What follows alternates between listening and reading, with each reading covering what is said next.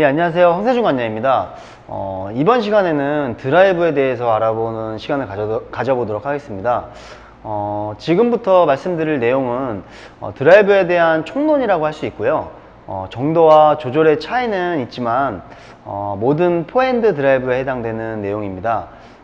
따로 연타, 스피드, 루프, 하회전 드라이브에 대한 세부적이고 구체적인 내용은 다음 시간을 통해 알려드리도록 하겠습니다.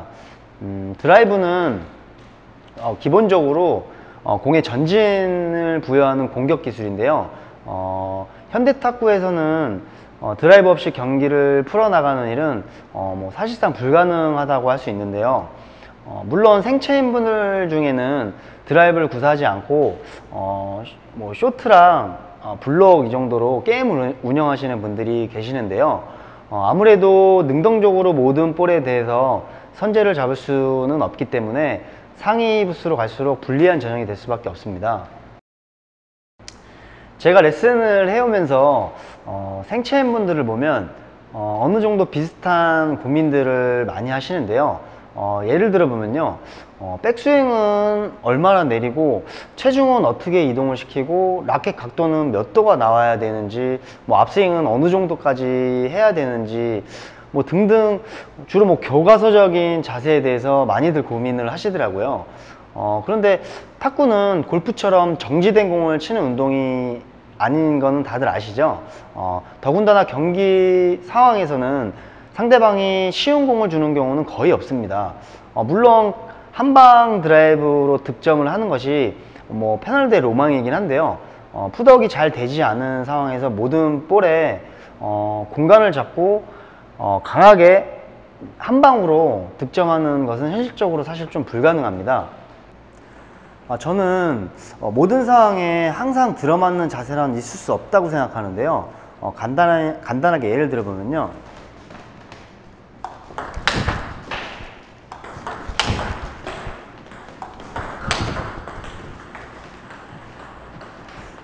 보시는 것처럼 볼이 쉽게 오거나 자세가 완전히 잡힌 상황이면 스윙도 좀 더 크게 해줄 수 있고 체중 이동도 조금 크게 할 수 있지만,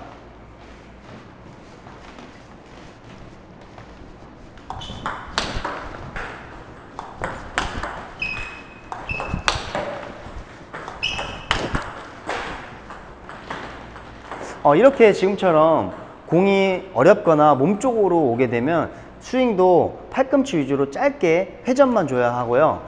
체중도 짧게 써줘야 합니다. 심지어 중심을 쓰지 못할 정도로 밀린 상황이면 팔 스윙으로만 넘기는 경우도 있고요. 보시면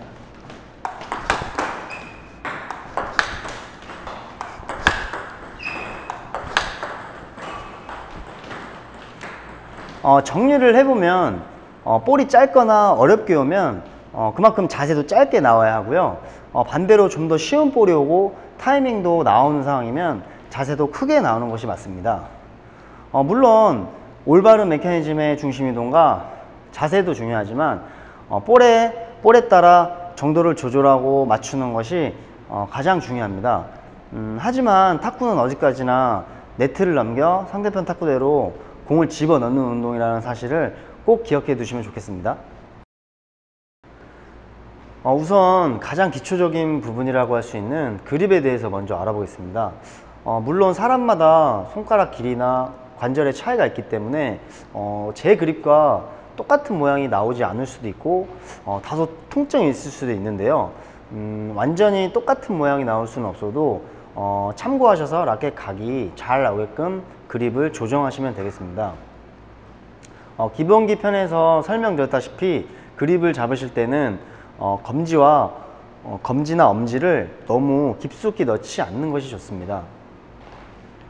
검지는 코르크의 절반 정도만 걸쳐 주시고요. 보시는 것처럼 당겨주는 느낌이 들어가야 하는데요.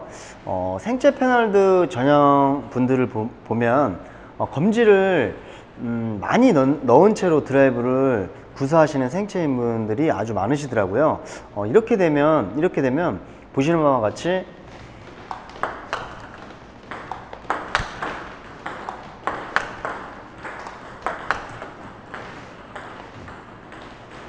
드라이브 자체는 구력으로 구사가 되시겠지만 쇼트로 전환하실 때는, 자, 다시 보시게 되시면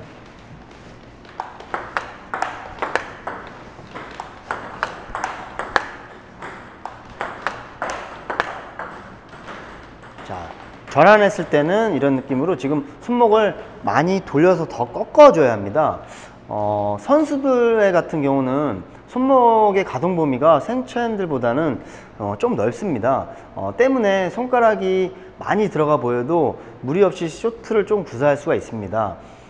검지를 조금만 넣어주고 확실하게 당겨주시면 전환이 쉬워지는 장점이 있으니 생체인 분들께는 이렇게 잡으시길 추천을 제가 드립니다. 예, 엄지도 너무 많이 넣거나, 보시면 너무 많이 넣거나 너무 빼지 않으시는 게 좋은데요. 러버에 살짝 닿을까 말까 하는 정도로 넣어 주시면 됩니다. 여기서 가장 중요한 부분이 윙 부분에 엄지를 아주 단단하고 확실히 밀착시켜 주셔야 합니다. 그립을 잡고 있는 손가락에 모두가 각자 역할이 있고 중요한 부분인데요. 사실상 각도를 세밀하게 조절하고 파워를 낼 수 있는 근본이 되는 것이 사실상 엄지손가락입니다. 자, 보시는 것처럼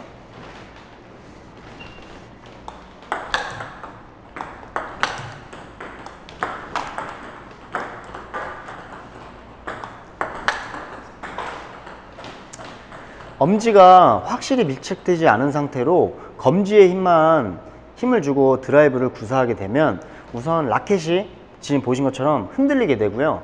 각도가 불안정해지고 손아귀에 힘이 빠지게 돼서 강한 드라이브를 구사하기가 어렵습니다.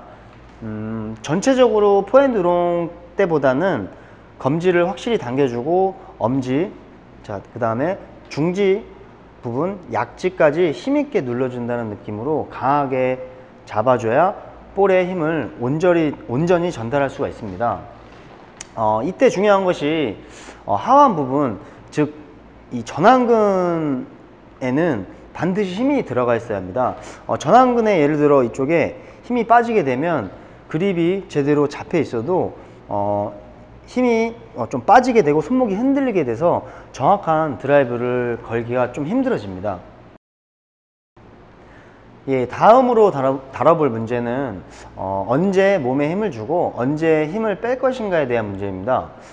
이 부분은 드라이브의 성공 여부를 결정하는 중요한 부분이기 때문에 유심히 봐주셨으면 좋겠습니다. 드라이브를 걸 때 무작정 팔에 힘을 빼라는 얘기를 많이 들어보셨을 거예요. 공에 회전을 걸기 위해서는 볼에 충분한 힘 전달을 해주셔야 되는데요. 이때 팔에 힘을 주고 빼는 부분이 올바르지 않다면 공이 어느 정도 넘어갈 수는 있겠지만 회전을 걸기는 어렵기 때문에 정확하고 강력한 드라이브를 걸기는 사실 어렵습니다. 생체인 분들이 드라이브를 거는 것을 보면 백스윙 할 때 어깨에 힘을 잔뜩 주고 있는 모습을 많이 보게 되는데요. 백스윙 할 때부터 팔에 힘이 들어가게 되면 몸이 경직돼서 공에 맞춰 백스윙을 좀 조절하기 힘들고요. 이 상태로 앞스윙을 하게 되면, 자, 잠시 보여드리겠습니다.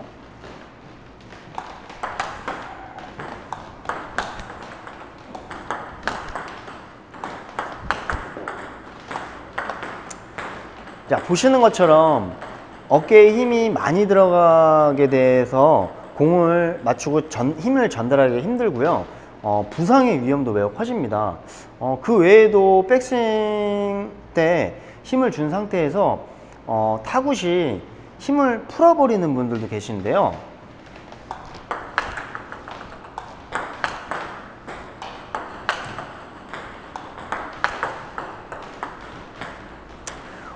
이렇게 되면 라켓 면이 공에 닿을 때 충분한 힘 전달을 하지 못해서 자꾸 공이 지금처럼 비껴맞고 네트에 걸리는 현상이 많이 발생하게 됩니다. 백스윙 시에는 상체에 힘을 빼주셔야 합니다. 그리고 앞스윙이 나오는 순간부터 공을 맞추고 스윙이 끝나는 과정까지 보시면 전완근 및 손가락 부분에 끝까지 힘을 주셔야 합니다. 이때 오하시면 안 되는 부분이 공에 힘을 전달하고 스윙을 끝까지 힘을 준다고 해서 공을 때리라는 것은 아니라는 점입니다. 자, 앞서 설명드렸듯이 드라이브는 공에 회전을 주는 기술입니다. 때문에 공을 때리는 방향으로 힘을 쓰는 것이 아니라 공을 러버에 묻혀서 회전을 거는 방향으로 힘을 써 주셔야 합니다. 자, 시연을 한번 먼저 공을 때리는 시연을 한번 해보도록 하겠습니다.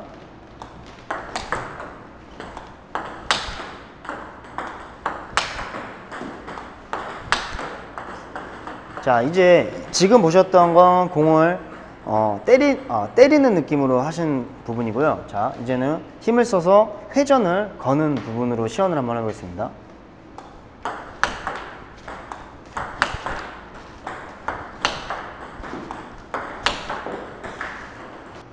예, 선수들의 경기 사진을 보면 편안한 표정으로 드라이브를 거는 사진은 거의 못 보셨을 거예요. 대부분 힘을 많이 쓰고 있고 팔이나 허벅지 근육 부분도 펌핑되어 있죠. 하루에 10시간을 가까이 훈련하는 선수들도 힘을 끝까지 써서 드라이브를 구사하고 뭐 기압 비슷한 소리를 내는 것을 볼 수 있는데요.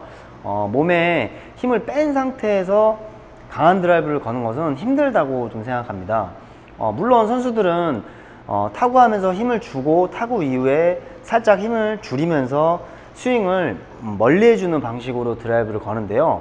앞서 힘을 끝까지 주면서 거는 드라이버는 구질의 목적과 좀 차이가 있습니다. 힘을 끝까지 주는 드라이브를 보면 아무래도 회전이 좀 많이 걸리기 때문에 포물선이 좀 더 빨리 떨어지게 되고 상대편 테이블에 바운드가 되면서 약간 가라앉는 성질을 갖게 됩니다. 이 드라이브의 주된 목적은 회전량으로 상대를 압박하는 것입니다.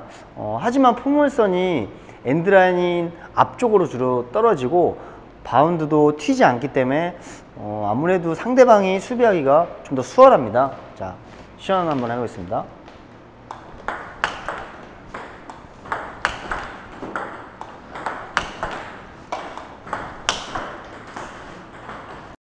예, 반대로 먼저 힘을 준 후에 타구 후에 힘을 살짝 빼면서 스윙 위주로 길게 걸어주는 드라이브를 보면 회전량 자체는 힘을 끝까지 주는 드라이브보다는 적지만 비거리가 늘어나면서 바운드가 테이블에 맞고 튀어 오르게 됩니다.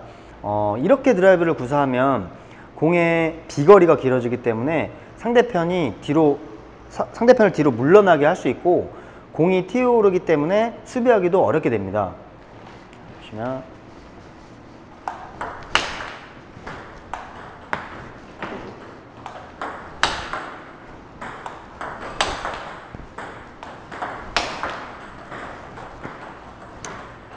자, 이 기술은 모든 공에 다 사용할 수는 있지만 주로 중후진에서 공을 멀리 보내야 하는 상황에서 많이 사용하는 기술입니다. 이 드라이브 같은 경우는 매우 고급 기술이고 생체인 분들이 구사하시기에 어려움이 있을 수가 있습니다.